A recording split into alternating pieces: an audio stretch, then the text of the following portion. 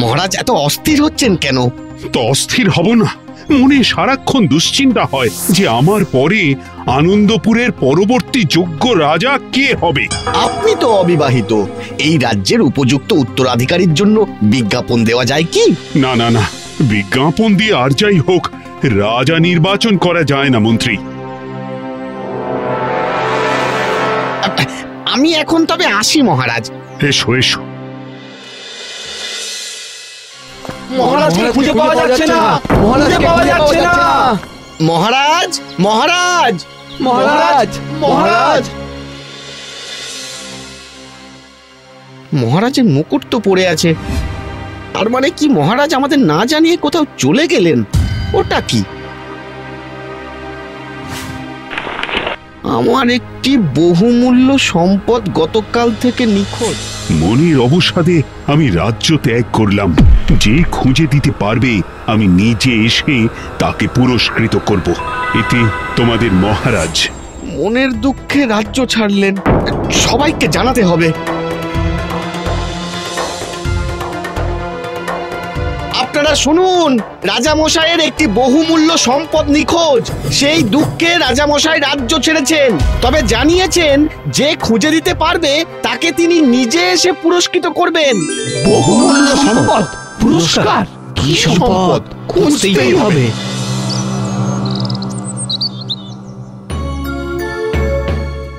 বহুমূল্য সম্পদ যখন, তখন রাজামশাই নিজের ঘরেই রাখবেন। হয়তো কোথাও রেখে ভুলে টুলে গেছেন।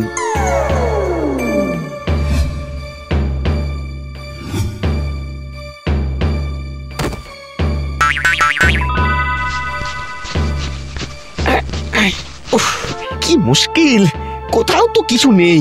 আর মহারাজ তো কখনোই আমাকে তার বহুমূল্য সম্পদ নিয়ে কিছুই বলেননি। তাহলে কি খুঁজবো, কি করেই বা খুঁজবো? না, রাজ্যের প্রজাদেরও জানাতে হবে।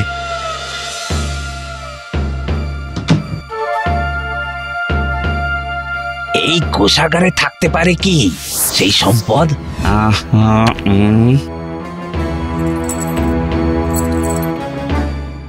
কিছুই তো তেমন মিলছে না, অথচ না মিললেও তো চলবে না। রাজামশাইও তো ফেরত আসবেন না, কি যে মুশকিল হলো।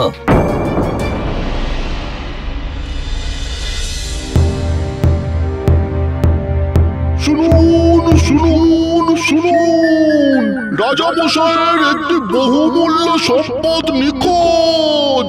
যে খোঁজ দিতে পারবে তাকে রাজামশাই পুরস্কৃত করবেন। একবার রাজপ্রাসাদের বাগানে দেখতে পারো, রাজা হয়তো সেই সম্পদ হাত দিয়ে নাড়াচাড়া করতে করতে মনের ভুলে বাগানে ফেলে দিয়েছেন, বুঝতেও পারেননি। ঠিক বলেছে বুড়িমা।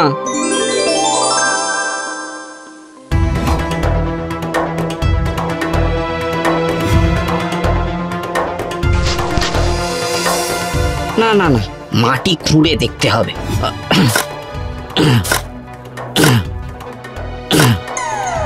না, কিছুই তো পেলাম না, বেকার পরিশ্রম। আচ্ছা, রাজামশাই পান খেতে খুব ভালোবাসতেন, তাহলে কি পানের ডাবরের মধ্যে ভুলে কিছু রেখে দিয়েছেন?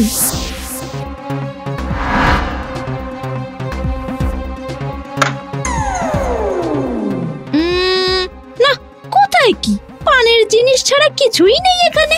আচ্ছা, কি এমন সম্পদ ছিল যা হারানোর দুঃখে রাজামশাই রাজ্য ছাড়লো?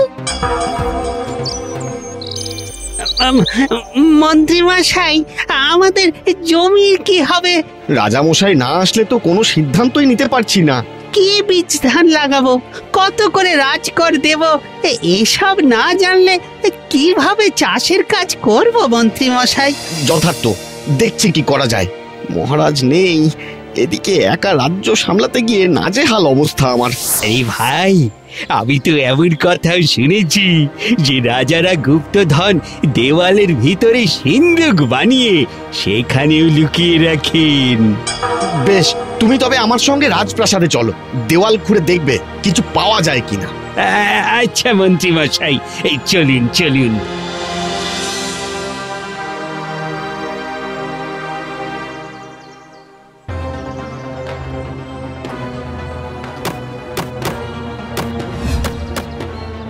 এই কোথাও তো ফাঁকা দেখছি না মন্ত্রী মশাই, সব একেবারে নিরেট। ভেঙে কিছু পাবো না? না মন্ত্রী মশাই না, প্রণাম, চলি। হ্যাঁ, প্রাসাদের ভেতরেই আছে বহুমূল্য সম্পদ। রাখ রাখ রাখ, আদার ব্যাপারী হয়ে জাহাজের খবর নিস না। নিজের কাজে মন দে চাঁদু, নিজের কাজে মন দে।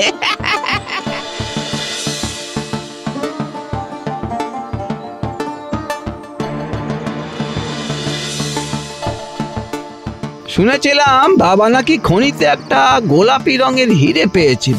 রাজ্যের খনির হিরে যখন, রাজার কাছেই থাকা উচিত। আরে ওই পাহাড়ের চূড়ায় তো কোনোদিন আলো জ্বলে না, কোনো বসতিও নেই। তাহলে কি রাজামশাই ওই পাহাড়ের চূড়ায় বসে তার রাজ্য পাহারা দিচ্ছেন?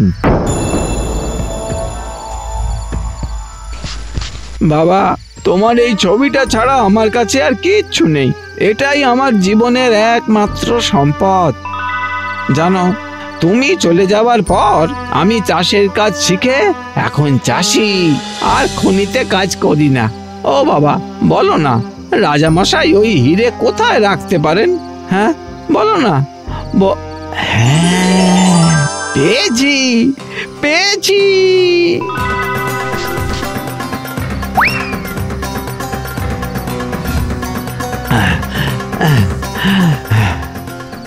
রাজামশাই, রাজামশাই। কে কে তুমি? আমি চাঁদু। আমার বাবা আপনার খনিতে কাজ করতো। তুমি কি করে জানলে আমি এখানে? এই পাহাড়ের চূড়ায় তো কোনোদিন কখনো আলো দেখিনি, এখানে বসতিও নেই। হঠাৎ আলো দেখে তাই মনে হলো আপনি হয়তো এখানেই আছেন।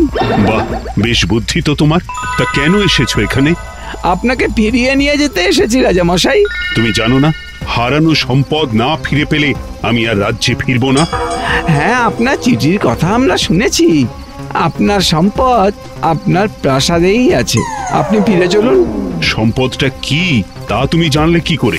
আমার বাবা খনিতে একটা গোলাপি হিরে পেয়েছিল, আর সেটা আপনাকেই দিয়েছিল, কারণ ওটা রাজার সম্পত্তি।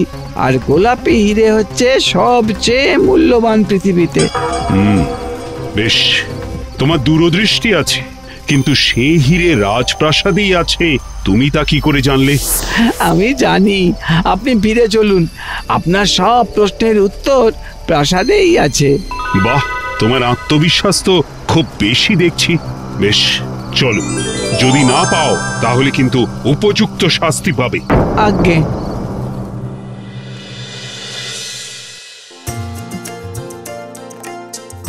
প্রণাম মহারাজ, প্রণাম।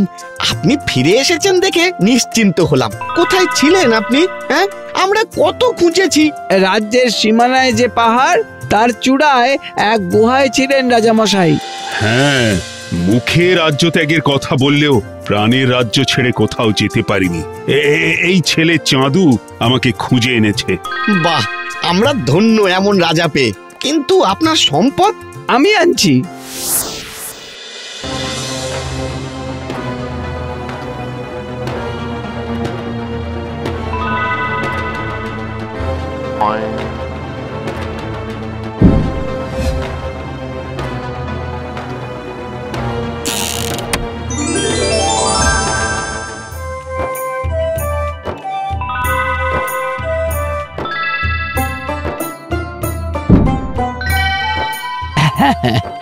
এই যে।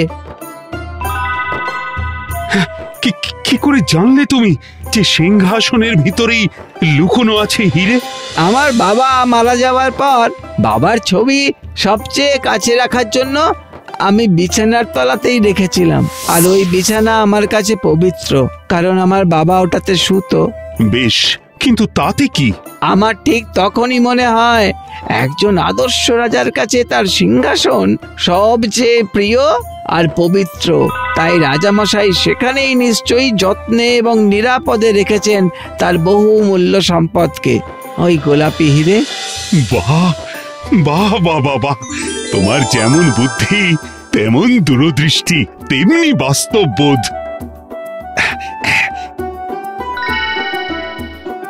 তাই তুমি আজ থেকে এর মালিক।